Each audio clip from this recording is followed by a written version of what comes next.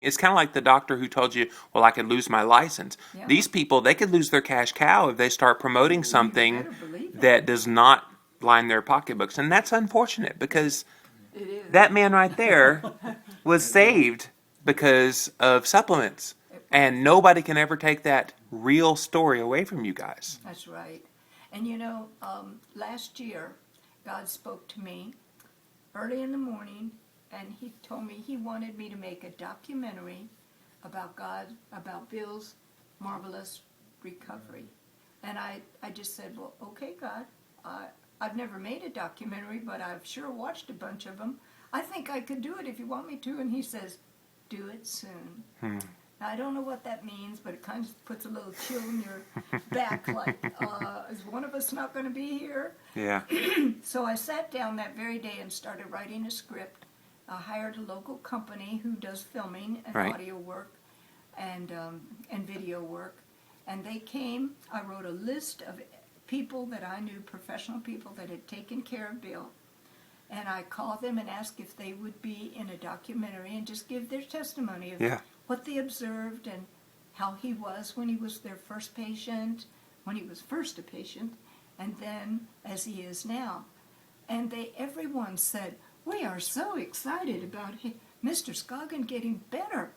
All our other patients, we've got lots of Alzheimer's clients or patients, and they're either in nursing homes or dead. Right. And here he is better, Alive and well. alive and well, and able to laugh and joke. And so that documentary is such wonderful proof, and it gives so much hope to people. Is that available somewhere? It is, yeah, on my website. On nitascoggan.com. nitascoggan.com.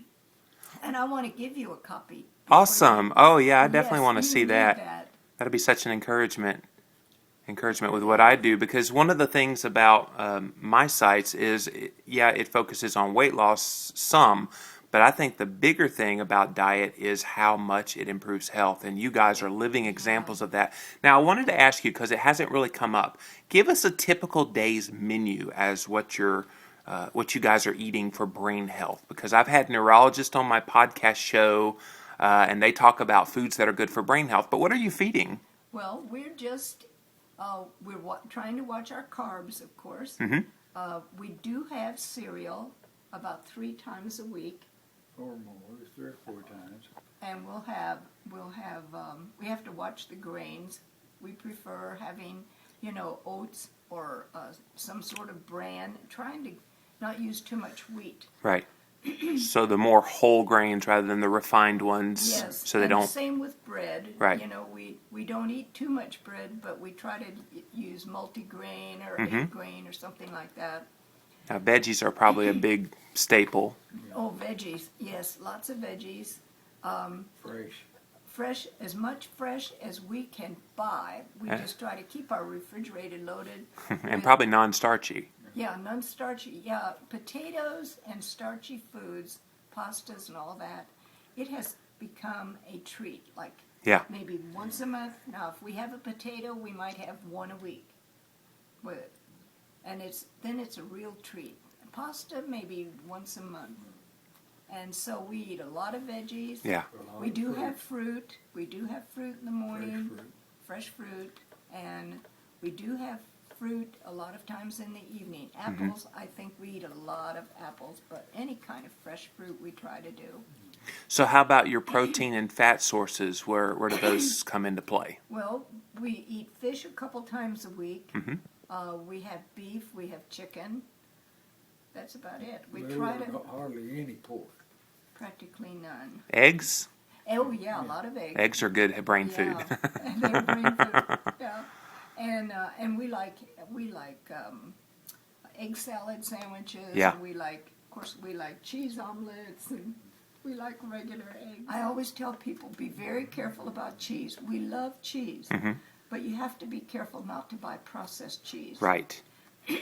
Because processed cheese is used in all the fast food places because it melts quickly. Yep. And it tastes so yummy, and we all like it. But processed cheese is made with aluminum. And you think, why? Put metals in aluminum or in They a put cheese. aluminum in cheese because aluminum is what makes a little bit of aluminum, makes that cheese melt quickly. Wow. And if aluminum gets in your body, Yeah, it's a heavy through metal. any source, any way, it goes directly to your brain. Wow. And people that have had autopsies on loved ones that had Alzheimer's have had maybe 5 times the amount of aluminum Wow. as an ordinary person. Tell them how you can tell natural cheese from processed. It probably crumbles, right? It Well, molds. Real cheese will mold. Yeah. But processed cheese, you can Oh. you can put it out in your yard or your garage. And It leave ain't for going 3 anywhere. months. Nobody will. It'll be eat hard, it. but it won't be molded. It won't mold, That's and true. nothing will eat it but people. Yeah. And stupid awful? people. No, I'm just kidding. So we had to change that part of our diet. That and Velveeta. I know my wife loves Velveeta cheese. And I'm like, we honey, love- please. Oh, we love Velveeta. Yeah. I mean, we were using Velveeta. Macaroni and cheese with Velveeta. Oh, yeah. Yeah. And cheese dips and, all kinds of Yeah. Mexican dishes. Yeah. Oh, my. Nacho cheese. Yeah. Yeah, so we had to change that. So we just try to warn people about aluminum. Oh, yeah. Try not to, let aluminum touch your food. Still, or to cook on, with aluminum, we just advise. We got rid of all of our aluminum Well, I cookware. did. Wow. Everything I had was aluminum, Yeah. and I'd had it for years, and it cooked so good. And when I read aluminum, out it went. I said, I'm not giving this to Salvation Army or anybody that's going in the landfill because somebody else would pick it up. Oh, yeah. And I don't want to harm anybody. Yeah. Well, I've interviewed some people on my show, and one of them is a neurologist. His name is Dr. Larry McCleary, and he actually calls Alzheimer's disease type 3 diabetes because it is an insulin-connected issue. And so he's saying that's kind of an emerging thing. So basically the diet that you're promoting is one that is good for a diabetic of any kind, but especially for people that are having brain disorders. Definitely check out the MCT oil connection because that's one thing that he promoted that might even, I mean, Bill, you look amazing. Your story is amazing. You look like I you. feel great. I'm able to do anything and everything that I want to do after all these years. Yeah, And I know some 80-something-year-olds that haven't. They're nowhere near as good looking as you are. I mean, you are really a testimony to behold. And I'm sitting here in front of you, no and prescriptions. no prescriptions. I Wow. have no prescription. That is just amazing. Now, I wanted to ask you, Nita, you also eat this same way Absolutely. to, I guess, prevent yourself, because it's a good prevention It's diet, a not prevention. Yes. I yeah, do not that. just to overcome. Oh, and I take the phosphatidyl. Yeah. I take all this stuff. I haven't had any memory problems, but I don't want any. Yeah, there you go. There you go. Well, guys, thank you so much. And again, if people are interested, go ahead and hold up your book again. Okay. It is called Boost Your Brain. It's the new expanded edition, Yes. Protect Yourself from Memory Loss by Nita Scoggan. Visit nitascoggan.com. That's NITASCOGGAN.com. Yes. And you have an accompanying, what is I have that? a small one to help people get started when they say, Nita, I can't afford your big manual. Yeah. Now, the little one is filled with enough information in there to Yeah. help anybody, and you wouldn't have to buy anything else.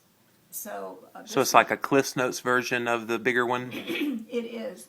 It's got so much information, you would just be amazed how much information it has in there. And the documentary film is also on your website. Documentary, there's nothing like it. And if you have anybody with Alzheimer's and doctors are saying no cure, no hope, the documentary is proof by professional people who cared for Bill that will validate the fact that he was really bad. He was really bad. Like the dentist said, he could hardly do any work on Bill because he was afraid, he was angry, and, all those things that made him difficult for him to even do anything for him. Yeah. And then when he began to recover, where other people were going to nursing homes or were dying, they were all just astonished. And so that documentary is worth $1 million. Wow. Well, Bill and Nita Scoggan, thank you so much for joining me today, and I am so pleased to know you guys and to have been able to share this with my listeners and my readers today. You guys are awesome.